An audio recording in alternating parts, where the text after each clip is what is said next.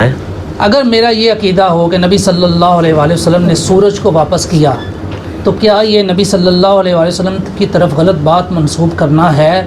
اور اگر یہ غلط بات منسوب کرنا ہے تو کیا میرا یہ کہنا مجھے جہنم میں لے کر جانے کا سبب؟ چلیں یہ اس کے بعد بھی جتنے سوال ہیں نا ان کے لیے میں کیٹاگوریکل جواب آپ کو دے دیتا ہوں.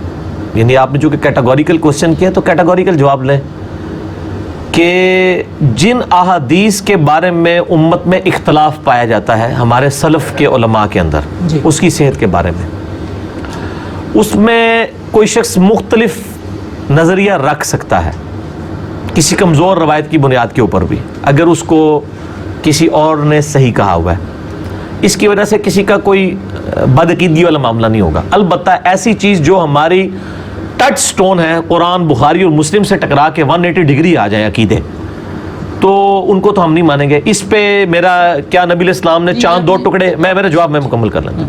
نبی علیہ السلام نے چاند دو ٹکڑے کیا اور سورج پلٹایا، یوٹیوب پہ لاکھوں لوگ میرا یہ کلپ دیکھ چکے ہیں. تو اس میں نے ان دونوں ٹاپکس کو ڈسکس کیا ہے کہ بخاری مسلم میں چاند دو ٹکڑے کرنے کا واقعہ قرآن میں بھی موجود ہے. سورج پلٹانے والی روایت جو ہے یہ طحاوی کے اندر موجود ہے، لیکن اصول محدثین پہ یہ کمزور ہے، اگرچہ امام طحاوی اس کو صحیح سمجھتے ہیں. اور میں نے اس میں بھی بتایا تھا کہ یہ روایت کمزور ہے، اگر اس کو کوئی صحیح بھی مان لیتا ہے اس سے عقیدے میں فرق نہیں پڑتا. وہ پلٹانے والا نبی علیہ السلام نے نہیں پلٹایا، نہ چاند نبی علیہ السلام نے دو ٹکڑے کیا ہے، وہ اللہ نے ان کے لیے کیا ہے.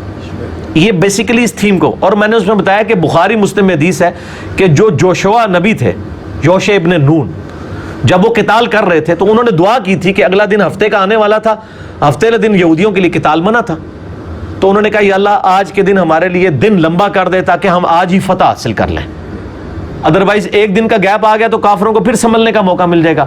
تو بخاری مسلم کے الفاظ ہیں کہ اللہ تعالیٰ نے ان کے لیے سورج کو روک دیا نبی کی دعا پہ. تو بنی اسرائیل کے نبی کی دعا پہ اگر سورج رکا ہے، ہمارے نبی علیہ السلام کے لیے بھی اگر سورج واپس کا کوئی عقیدہ رکھتا ہے، لیکن یہ نہ کہ اینج کر کے بلایا یا اینج کر کے عقیدہ، یہ نہیں ہے کہیں پہ لکھا ہوا، دعائی والا معاملہ ہے.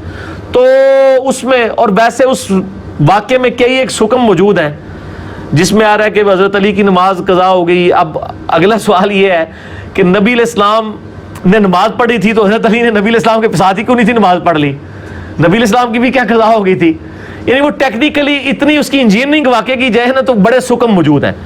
تو لیکن چونکہ یہ اپنی تھیم کے اندر اس میں کوئی گستاخی یا شرکیہ پہلو نہیں نکلتا، تو کوئی رکھتا ہے تو اس کو پیار سے سمجھائیں. میرا کلپ شیئر کروا دیں کہ یہ کمزور روایت. سر میں پہلے کہا کہ میں صرف اپنی ذات کے لیے، سر آپ کی ذات کے لیے تو میں نے بات ہی نہیں نہ کرنی. اس کی وجہ یہ کہ آپ کی ذات جانے، اور ہم تو یہاں پبلکلی یہاں جتنے کوئی 100 کے قریب لوگ بیٹھے ہیں یا لاکھوں لوگوں نے یوٹیوب پہ دیکھنا ہے، ہم نے تو وہ بات کرنی ہے. اپنی ذات کو چھوڑیں. مجھے اگر جہنم سے بچانے کے لیے، آپ کو جہنم سے بچانے کے لیے میں یہ کہہ رہا ہوں کہ آپ میرا کلپ دیکھ لیں، اس میں میں نے بتایا. وہ 15 منٹ دوبارہ تو نہیں بول سکتا. اگلا بول. ہاں جی. اچھا اس میں کافی سارے پوائنٹس ہیں جی کرتے جائیں. اب میرا کیٹاگوریکل جواب آ گیا تو میں اب اس میں آپ نے بال کی کھال نہیں. یہ کائنات نبی صلی اللہ علیہ وآلہ وسلم کی ذات کی وجہ سے بنی، اور اللہ تعالیٰ نے کہا کہ اے محبوب اگر میں یہ آپ کو نہ بناتا تو یہ کائنات بھی نہ بناتا. یہ روایت بہت کمزور ہے اور میں نے بتایا یہ قرآن کے خلاف ہے اور کمزور ہے، اور میں نے اس کے اوپر میرا یوٹیوب پہ کلپ ہے. آپ یہی جا کے لکھیں یوٹیوب پہ کیا کائنات نبی علیہ السلام کے لیے بنائے گی، میرا کلپ کھل جائے گا، اس میں میں نے جواب دے دیا. بس آپ صلی اللہ علیہ وآلہ وسلم کا سایہ نہیں تھا کہ آپ پر ایک بادل سایہ کیے ہو، یہ بالکل جھوٹ ہے. یا آپ نور تھے تو اس لیے آپ کا سایہ نہیں تھا.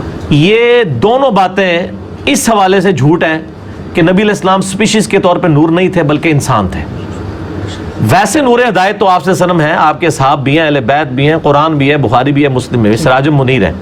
لیکن یہ جو سایہ والی بات ہے یہ تو بالکل جھوٹ ہے، یہ دنیا کی کسی حدیث کی کتاب میں نہیں. اس میں میرا مسئلہ نمبر آپ لکھ دیں کیا نبی علیہ السلام کا سایہ تھا انجینئر محمد علی مرزا. تو یہ سارے میں نے ریکارڈنگ کرائی ہوئی ہے. آگے چلیں. وہ obviously سر اپنے سارے کیے ہوئے ہیں. ہاں جی. آپ صلی اللہ علیہ وآلہ وسلم رفع دین اس لیے کرتے تھے کہ بغلوں سے بت گر جائے. یہ تو گستاخ رسول ہے جی بندہ جو نبی علیہ السلام کے بارے میں یہ جھوٹ بولتا ہے کہ جی وہ بت رکھ کے آتے تھے. یہ تو بالکل جھوٹ ہے، اور ایسے شخص کو میں یہ کہوں گا یہ گستاخ رسول ہے اور اس کے اوپر توبہ پیش کرنی چاہیے.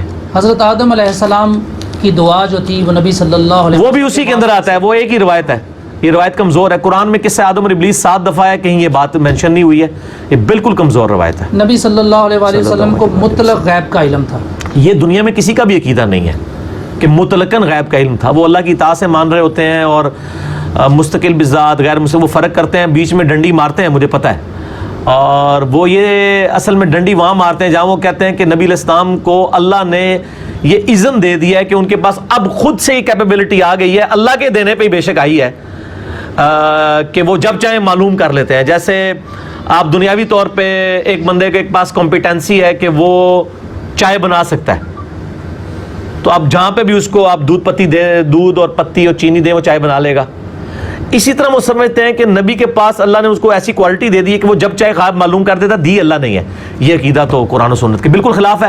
علم غیب انجینئر محمد علی مرزا لکھیں, لاکھوں لوگوں نے میرا یوٹیوب پہ کلپ دیکھا ہے. اور اسی طرح کہ نبی صلی اللہ علیہ وآلہ وسلم ہر جگہ حاضر و ناظر تھے. اس پہ بھی میرا مسئلہ حاضر و ناظر آپ لکھیں, لاکھوں لوگ دیکھ چکے ہیں. سر ہاں جی غلط ہے. میرا یہ عقیدہ ہے تو پھر مجھے اس عقیدے سے میرے بھائی یہ اتنا آسان کام نہیں ہے, میں آپ کو بتا رہا ہوں. آپ سوال وہ پوچھ رہے ہیں جو پوری پی ایچ ڈی کی ڈگری ہیں, ہاں یا نہ میں کیسے جواب دیا جائے.